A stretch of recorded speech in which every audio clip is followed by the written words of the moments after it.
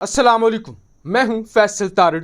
आज 29 जुलाई है और आज दिन है जुमे का। इस वीडियो के अंदर कुछ बड़ी और अहम खबरें आपके सामने रखने जा रहा हूं।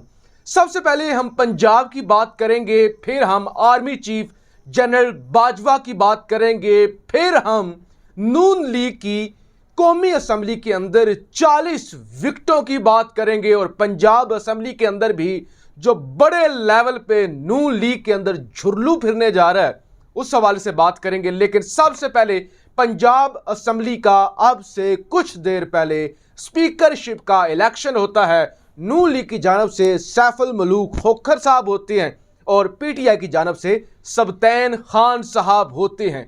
जो नताइज आए हैं उसके मुताबिक नून लीग का पंजाब असम्बली के अंदर एक दफा फिर से जनाजा निकल गया है और जो रही सही कसर थी वो भी खाक में मिल गई है। बर्बाद हो गए हैं, तबाह हो गए हैं, कोई हाल नहीं रहा, कोई पुरसाने हाल नहीं है। 185 वोट सबतैन खान साहब ने हासिल किए हैं और 175 वोट सैफुल मलूक खोखर साहब ने हासिल किए हैं और 4 वोट मुस्तरद हुए हैं। यानी नून लीग को हमजा शहबाज से भी कम वोट मिले हैं।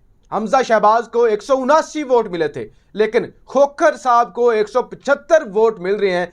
तो पंजाब के अंदर जिसको नून लीग अपना गढ़ समझती थी कि पंजाब हमारा घर है, पंजाब हमारा है, पंजाब से हमें कोई निकाल नहीं सकता, पंजाब के बेस पर हुकूमत बना जाते थे, पंजाब के लोगों को बेवकूफ़ बनाते थे। अब पंजाब की कौमी असम्बली की जो सीटें हैं वो 170 से ज़ायद हैं। अब जब आप 170 सीटें ले लें और आपको केपी के सिंध से बलोचिस्तान से हिस्सा भी मिल जाए तो आप तब भी 2/3 मेजोरिटी ले जाते हैं। तो ये कार्रवाई डालते थे। अब पंजाब से मुस्लिम लीग नून का जनाजा निकल चुका है, बोरिया बिस्तर गोल हो चुका है, जबकि अब ये ओछे हथकंडों पे आ गए हैं और इलेक्शन कमीशन ने पीटीआई के 11 अरकान के जो इस्तीफे हैं वो एक्सेप्ट करते हुए 11 को डी नोटिफाई कर दिया है और 130 के करीब पीटीआई की जानब से इस्तीफे दिए गए थे। अब जरा जी खुल के बात करते हैं आर्मी चीफ के हवाले से। आर्मी चीफ के हवाले से आज फजलुर रहमान मुकम्मल तौर पे होशो हवास खो बैठे हैं, पागल हो चुके हैं, गशी के दौरे पड़ रहे हैं, कुछ समझ नहीं आ रही क्योंकि इक्तदार हाथों से जा रहा है। फजलुर रहमान साहब जनाब ये फरमाते हैं कि जनरल साहब इस्तीफा दें, इस्तीफा दें और फिर मैदान में आए, या रिटायर्ड होकर मैदान में आए या इस्तीफा दें और मैदान में आए। आप हमारे बाप बनने की कोशिश मत करें, आप हमें डिक्टेट मत करें, आप हमारे बाप ना बने। आपने एक लाडला रखा हुआ है लिहाजा आप उसके लाड मत देखें, हमें दीवार से लगाने की कोशिश मत करें। आपने अगर पॉलिटिक्स करनी है, अगर आपको सियासत का शौक है तो आप मैदान में आ जाएं और आप इलेक्शन लड़ें, आप हमारे बाप ना बने। अब मैं इनको इनकी औकात बताता हूं कि इनके अब्बा जी असल में हैं कौन और ये कह रहे हैं कि आप हमारे बाप ना बने। असल में इन्होंने किस तरह से जनरल कमर जावेद बाजवा को अपना अब्बू बनाया हुआ है।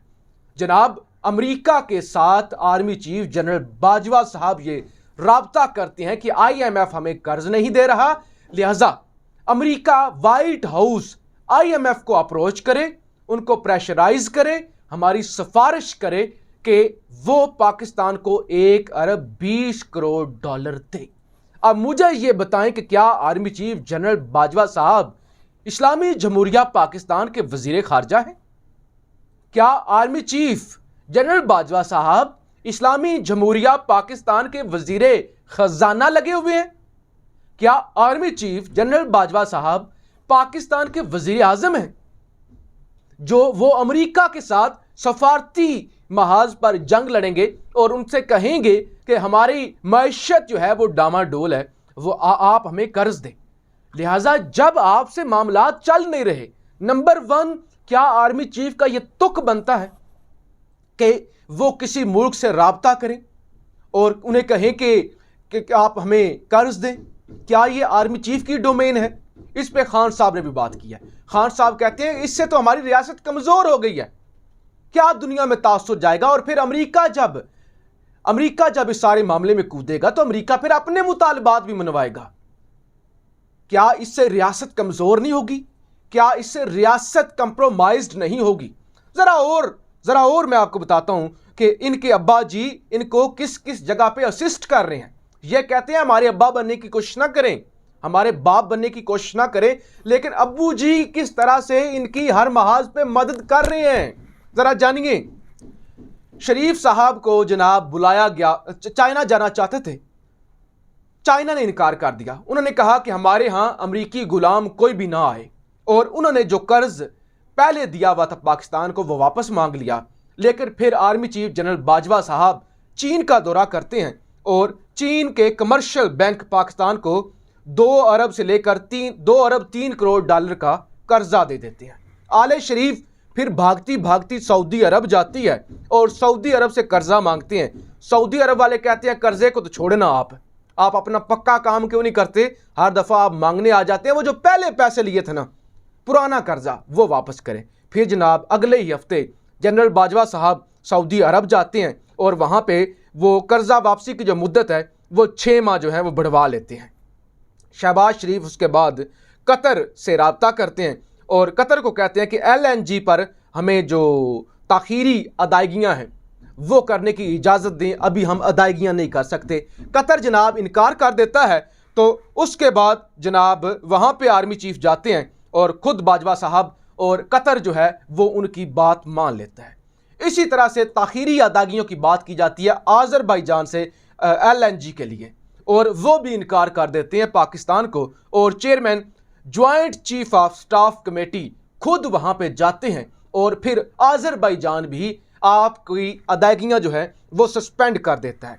और अब जनाब इंपोर्टेड सरकार ने बिजली और गैस और सारी कीमतों के अंदर इजाफा कर दिया, अवाम का कचूमर निकाल दिया, टैक्सों पे टैक्स लगा दिया, और IMF अभी तक मान ही नहीं रहा।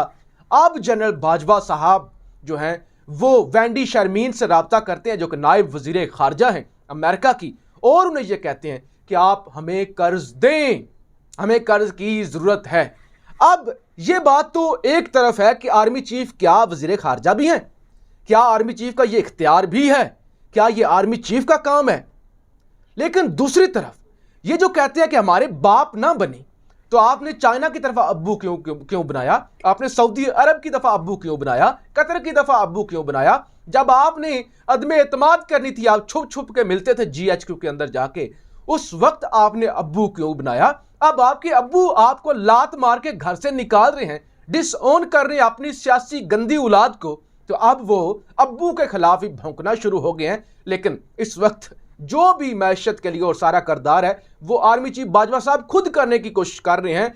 इसके पीछे 2 वजूहात हैं। एक कि जाहिर है इस इंपोर्टेड सरकार को लाने के अंदर वो सहूलतकार थे, तो अब इनको चलाना भी है। दूसरी बड़ी वजह यह है मुल्क डिफॉल्ट की तरफ जा रहा है, मुल्क को इस वक्त जरूरत है, तो लिहाजा इसीलिए आर्मी चीफ को पता है कि ये तो भाग जाएंगे, ये तो बेशरम है, लिहाजा मुल्क को तो बचाना है, मुल्क का तो दिवालिया नहीं निकालना। तो वो खुद इस मैदान में, क्योंकि इस वक्त की जरूरत भी है, तो वो मैदान में उतरे हुए हैं। लेकिन ये कितने शर्म का मुकाम है कि मिफ्ता इस्माइल क्या कर रहा है, बिलावल भुट्टो क्या कर रहा है, खुद प्राइम मिनिस्टर क्या कर रहा है।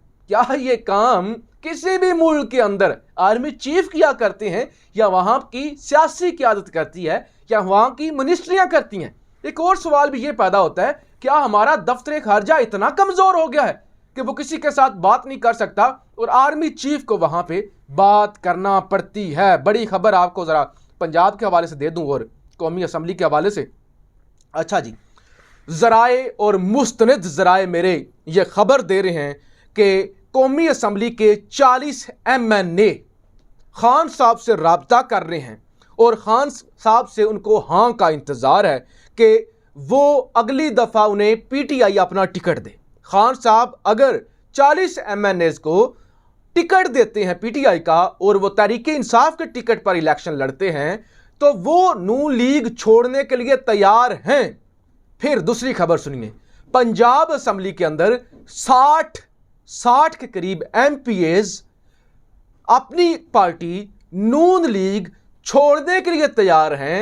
इस शर्त पर वो मिन्नतें कर रहे हैं कि PTI अगले इलेक्शन के लिए हमें अपनी टिकट दे। ये मजमूई तौर पे 100 विकेटें बनती हैं जो इस वक्त लाइन में लगे हुए हैं कि खान हमें टिकट दे और हम नून लीग छोड़ देते हैं। लेकिन खान किसी को भी टिकट देने के लिए तैयार नहीं है, क्योंकि पीटीआई के अंदर ही इतने कैंडिडेट्स हैं कि हल्का एक होता है और बंदे 10 होते हैं कि किस किस को टिकट दिया जाए और किसको ना दिया जाए। लेकिन इस वक्त मुल्क के अंदर एक ही फजा है, एक ही ऐलान है कि इमरान खान का टिकट इस वक्त टिकट आप कह लें कि वो टोकन की तरह है, कि वो टोकन आपके हाथ में आ गया और आप सूबाई असम्बली या कौमी असम्बली की सीट जीत गए। इस तरह की इस वक्त पंजाब के अंदर सूरत हाल बनी हुई है। लेकिन मुस्लिम लीग नवाज ने अदारों को गालियां देना, और फजलुर रहमान क्योंकि इस वक्त पागल हो चुका है, इक्तदार का भूखा है, बड़ी मुश्किल से 4 महीनों के लिए इक्तदार मिला था, असम्बली से दूर था,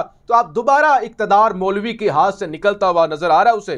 तो लिहाजा अब उसने बाकायदा तौर पर कहना शुरू कर दिया कि बाप ना बने, जनरल साहब इस्तीफा दें और फिर मुकाबला करें। लेकिन असल में इन्होंने इतने अरसे तक बाप बनाए रखा, बाप के तलवे चाटे, बाप के पांव साफ किए, बाप का साया शफकत में रहे। जैसे ही बाप ने लात मारी अपनी स्टेप औलाद को, तो अब औलाद जो है वो भौंकना शुरू हो गई है। तो ये हालात हैं जनाब इस वक्त पाकिस्तान के, और पंजाब के अंदर नून लीग का मुकम्मल तौर पे सफाया हो चुका है। अपनी राय का इजहार जरूर कीजिएगा। पाकिस्तान जिंदाबाद।